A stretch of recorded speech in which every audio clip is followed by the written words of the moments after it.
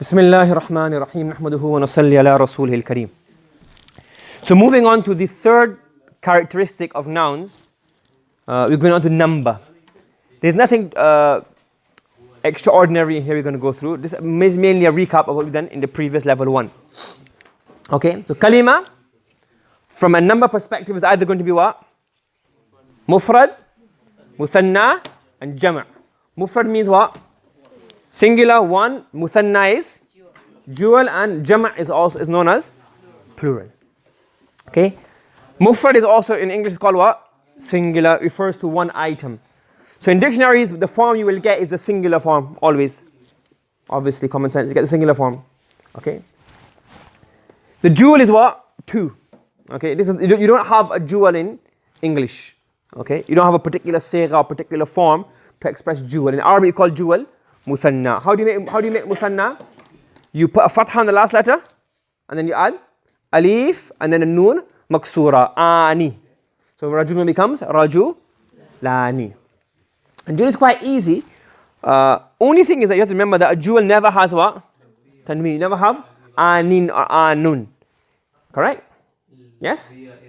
If there's a word that ends in alif noon and has a tanween, that means that's not a dual. For example, thu'banum mubin. Thu'banun.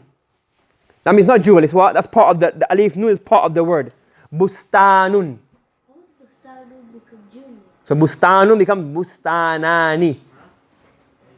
Bustanani. Correct? Which word? Well, yes. In marfu say it becomes rajulani, and in mansub majrur becomes bustanaini. We'll discuss that in the Arab discussion later on. Do you know if bustan has alif lam, how are you supposed to know it's bustan? From ilm al-lugha, from knowing vocabulary. Your favorite subject. Okay? It can have alif lam. So when you begin to say, okay, a nakira word has tanween, well, dual won't have tanween. But having alif lam or not having alif lam is the deciding factor of it being ma'rifah nakira, okay? It has alif lam, it's ma'rifah. Doesn't have alif lam, it will be nakira, even though it doesn't have a tanween, because tanween cannot come on a dual. Yes? So ar-rajulan is what? Ma'rifah nakira? Ar-rajulan. Ma'rifah. And rajulani is nakira. Okay. Right. One rule in regards to khat, in regards to writing, is that when you have a word that ends in ta marbuta, like jannatun, you open up the ta. You don't leave it closed. For example, some people, when they're writing the jewel, they write jannatun, and then they get stuck, and they say, well, okay, do like that, jannatan. No. What do you do? You write jannah, like this, and then you remove that part, and you write jannatan. Okay?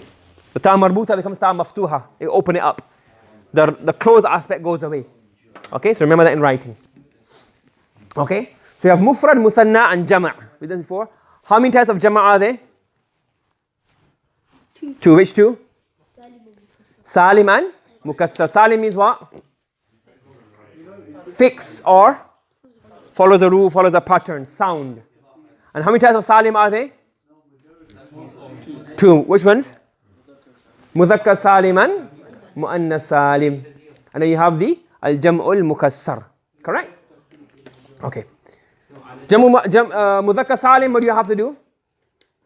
So jama' salim can come for both mudhakkar and muannath. And for mudhakkar you have to add waw noon onto the mufrad. So muslimun, you give a dhamma onto the muslimu, and then you give it una to muslimun. You give a dhamma to the last letter, then you add waw sakin and a noon maftuha. Correct? And regular feminine you have to add what? Atun. So muslimatun. Correct? Okay? And jam'ul mukassar is what? Broken plurals. Now at the beginning we said to you that there are no fixed patterns. They're like, you don't have like an indefinite number of combinations. As you started studying text, you realize, okay, well, like for example, like rijalun, so fi'alun is one pattern. You get af'ulun, you get af'al, you get a few patterns. So when we study level 3 or study other books, detailed books of Nahw, you see that there are a few patterns, like 20, 30 of them, patterns. So it's not, you have certain rules and guidelines, but they're too many to make it into a very small, concise rule, like how you have jama' mudhakkar salim and muannath salim. But there are certain like 20, 30 patterns which you see that plurals come on these patterns. Okay? You understand? We discuss at the higher level. So there are patterns of irregular plurals. Like, for example, I'll give some example. Like, for example, a word on fi'latun. If you got a singular word on fi'latun, the plural usually comes on fi'alun. One example. For example, sighatun. Sighatun. So sighatun is fi'latun. Sighatun. Correct? So sighatun. Plural becomes what? Fi'alun. It becomes what? Siyaghun. Siratun becomes what? Siyarun. That's a sira. Monastery is what? Bi'atun. So the plural is what? Bi'atun. So there are rules, but I'm not going to go through them at this level. It's just not, you don't need it at this level. Best for now learn it, because the amount of rules there are too many. But just keep in mind that there are certain guidelines. Okay? That's the basics. There's nothing new in this here.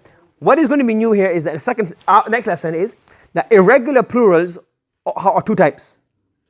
Munsarif and ghayr munsarif. Just like a'lam. What's a'lam mean? A'lam? Names. Proper names are two types. Munsarif names and ghayr munsarif names. Similarly, the irregular plurals are also munsarif and ghayr munsarif. Obviously, the rules that what makes an alam munsarif and ghayr munsarif is different to what makes a plural munsarif and ghayr munsarif. But so when it becomes ghayr munsarif, has the same rule. But which plurals are munsarif and which plurals are ghayr munsarif, we study that in the next lesson, inshallah. Okay? In i'rab, the rules of ghayr munsarif is the rule of i'rab. So under i'rab, we discuss the rules of ghayr munsarif. Because that's an i'rab feature. You following? Any other questions? سبحان الله بحمده سبحانك اللهم وبحمدك ونشهد أن لا إله إلا أنت ونستغفرك ونتوب إليك